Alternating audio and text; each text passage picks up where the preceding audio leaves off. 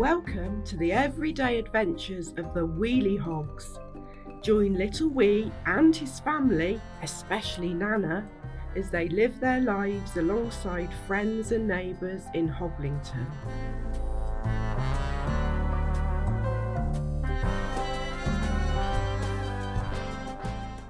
Wheelieball and the Marshmallows by Robert Huckins. Some of the Wheelie Hog children have decided to have a game of wheelieball at the local park. As they are going to be there for most of the day, they have decided to bring and share snacks and drinks. The teams are picked, the pitch is ready for play, and the ball is thrown into the air to make sure it bounces. And the game commences. Spikey Hog wheels in to get the ball, and as the ball comes down, it lands on Spikey Hog's extra long spines, and the ball goes pop. "Oh no! What have I done?" says Spikey Hog, and starts to cry. He thinks he has ruined the game and spoilt the day, and thinks the other Wheelie Hogs will be cross with him, and he won't be able to play wheelie ball anymore. All the Wheelie Hog children roll in towards Spikey Hog and comfort him as he is still so upset. One of the other Wheelie Hog children says, "Spikey, don't worry, Spikey. I have another ball, so we can all continue to play wheelie ball." Spikey is still really upset. "What if I pop another ball with my long spines?" Spikey's big sister comes over to comfort him and suggests that they all have a snack and a drink while they put their heads together and think of a solution. All the Wheelie Hog children liked the idea of snacks and excitedly came together and made suggestions about how best to solve the solution of Spikey's very impressively long spines popping the ball. "I know," said Hetty Hog. "Let's brush Spikey's spines back and tie them into a ponytail. That should help." "That's a good idea," everyone said. "Who has a tie?" said Hetty. All the hogs looked at each other, but nobody had anything that could be used as a tie for Spikey Hog's spines.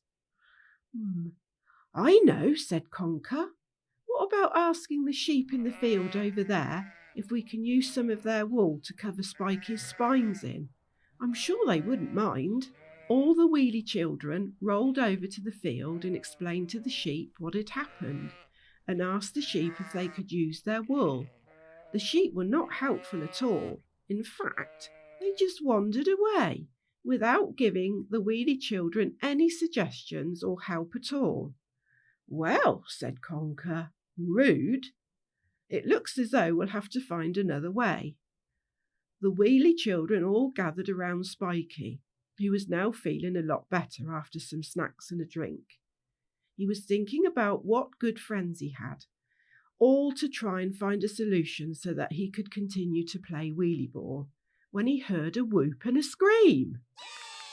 Everyone looked at Hetty and Minnie, who had rolled onto their backs because they were helping each other open a pack of marshmallows. But as they pulled and pulled the pack, it split open with such force that the marshmallows had all flown up in the air.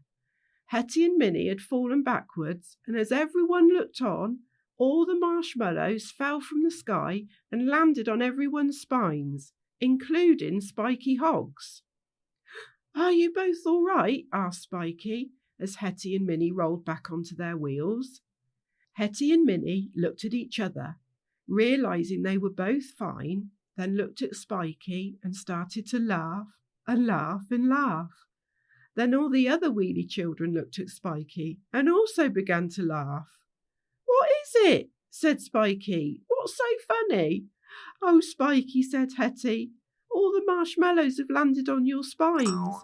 It looks as though we have a solution to our problem and can continue our game of wheelie ball without another ball getting popped."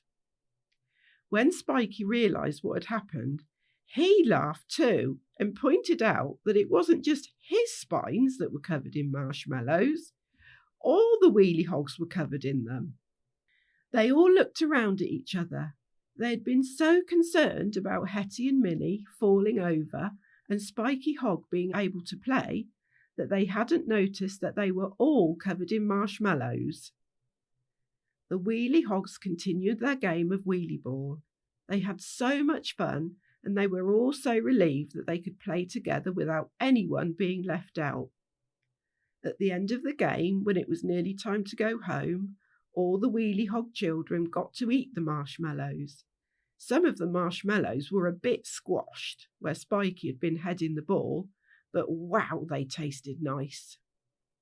Games are so much more fun and food tastes so much better when they are shared with friends, said little Wheelie. All the Wheelie Hogs agreed, and they laughed and laughed all the way home about how a pack of spilled marshmallows had saved the day. Until next time, roll with the Wheelie Hogs.